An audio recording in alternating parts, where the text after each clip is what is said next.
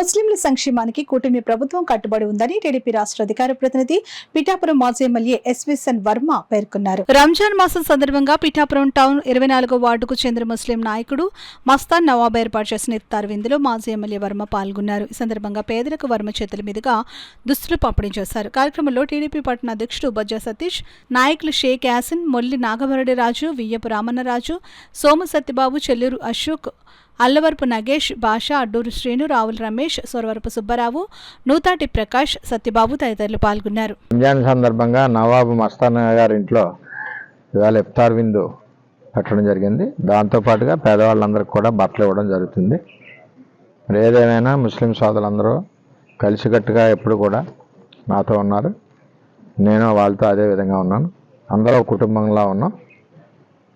వీరందరికీ కూడా మరి రాబోయే రోజుల్లో అండగా ఉంటానని చెప్పి, ఏ సమస్య వచ్చినా సరే ముందుంటానని చెప్పి తెలియజేస్తాను.